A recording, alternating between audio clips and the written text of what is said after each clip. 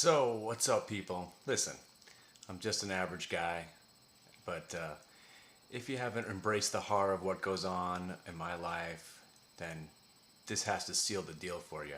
OMTR. If you in the chat room, I said there's been activity in OMTR. Stock's been a dead dog. It came off those lows, but the volume and the activity and the options really wasn't that much actually. But I told you they're probably going to get taken over eventually. The company had way too many things going on. Too many, too many things were circling that company. Too many times did I read that people were interested in buying the company, and lo and behold, it got taken out at 21.50 by Adobe. That was the only person I didn't hear was going to take them over. So again, today, if you're wondering, I wasn't around, and it's because I had dollar cost averaged.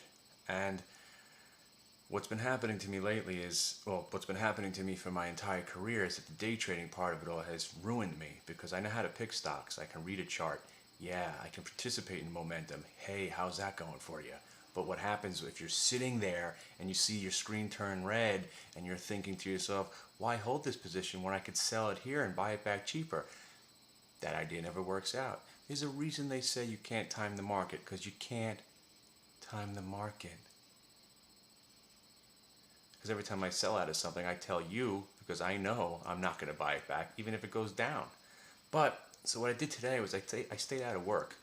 I stayed away from the office because yesterday I bought, get this, I bought Zolt. I bought some more Digital Globe.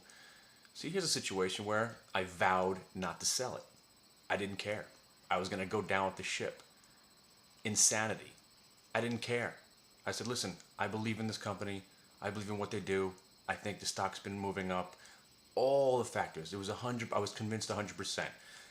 But what happens if I sit there? I would sell it. So yesterday, when it was plummeting for no reason, after having a finally breaks out over 20 and a half and almost gets to 21, next thing you know, it goes back to 1950 yesterday.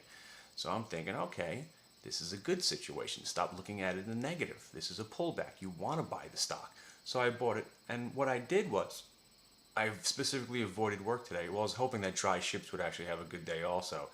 But maybe that was the only reason that maybe it would have been a good idea to be watching. I probably would have unloaded some more of that. But the moral of the story is look at the U.S. Steel stock chart. Okay? Look at that chart. It opened up, plummeted, rocketed back, wound up having a good day. You know that V bottom that it had early in the morning? That would have been my head on the pivot point, selling out of it again. So now we're closing in on 50, and if you don't remember, about a month and a half ago I said September 18th US Steel will be $50. I said Omniture would probably get taken out somewhere between 22 and 25, so I was a little bit under the rate price target. But let's go back quickly to why I didn't even another reason I didn't go to work. I pretty much beat the crap out of myself after I think we talked about my gambling problem on sports gambling, and usually I take one game. If I win or I lose, I call it a day. But here I was. I had Dallas over Tampa Bay. Then of course the easiest bet on the planet was Minnesota over Cleveland. But I was saying for so long how I like the Bears. I like the Bears. I like the Bears. So I pushed, and I took the money and I bet it on the Bears. And I was counting the money, people. Counting it. Minute left in the game. Next thing you know, nah, no more money. Then, the little twinge in my neck went off. I said, well, you gotta think that Brady's gonna come out and stomp ass on the Bills. Nah, it didn't happen either, because it was like a movie script with that guy Brady. Next thing you know, I'm losing more money. Then I said, oh well, ooh, you know.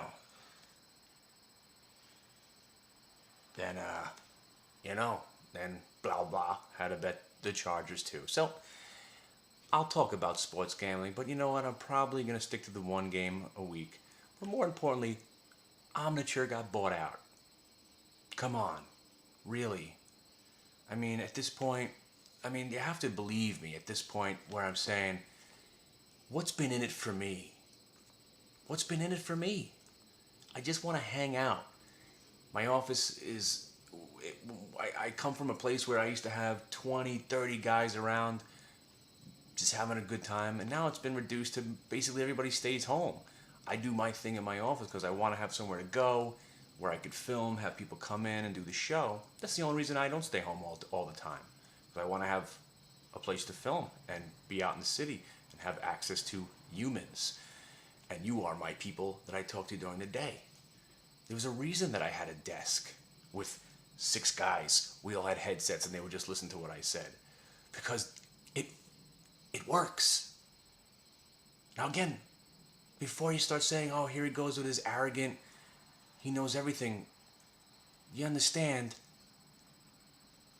Let's look at the March lows of Omniture. I think it was happening before that. When I said it didn't break 7.5, and then it went back into the 10, went back to 10. Remember that day? Remember that day I said you buy Omniture at $10, the stock will be $20 by the end of the year? Remember that day? Now, I'm not saying I shouldn't even be allowed to say I told you so. Because what you should say to me is when I say that I told you so, repeat after me. This is how, when I start becoming a whiny little bitch and a fucking woulda, shoulda, coulda guy, when I tell ya I told you so, you say, did you do it? Did you do it, asshole? You know so much. How come you don't do it for yourself, fucker? You fucking idiot. That's what I want you to say to me, okay? Did you do it? See,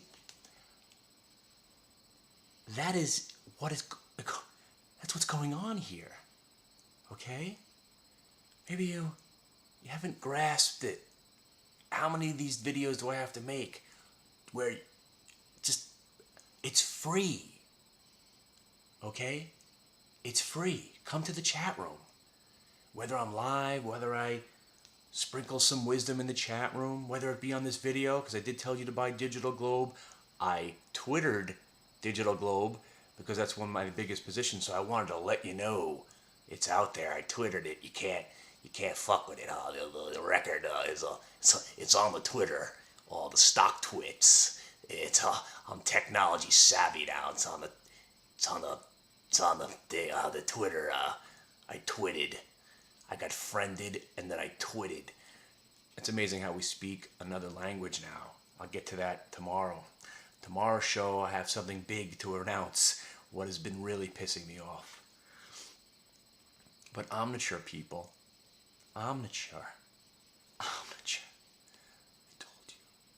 And you know I'm getting a phone call tomorrow from my uncle, who probably doesn't still own Omniture because after the market crashed, he was fed up. I think he got out probably on, I don't know, February 25th. I think that was his last sell, and he's never looked back.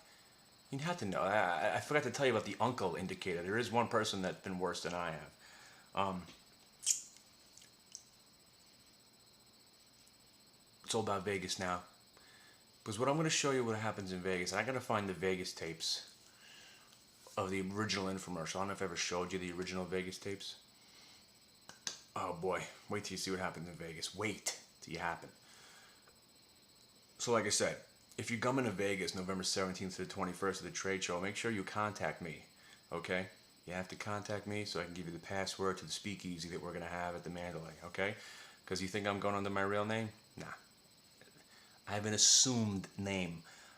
You're not going to do it. You're not going to shoot me, Johnny. All right, I've lost it. Omniture. All right, so now that we're just, we're talking shit here, let's just have a few more of my stocks. I need dry ships to go to 10 by Friday. I need US Steel to go to 52.5 would be nice. I'd appreciate it that on Monday, after I sell out of my US Steel and I sell out of my dry ships, I'd appreciate it for the market to crash. That's exactly what I need. Because if anybody's wondering, I still have 3,000 quid with a cost average of about 28.50. Think about that. What started as an innocent hedge and was actually profitable at one point when I started buying the quid, I think at 25.50, 26, and then we went up to 27 and change. Omniture. Come on.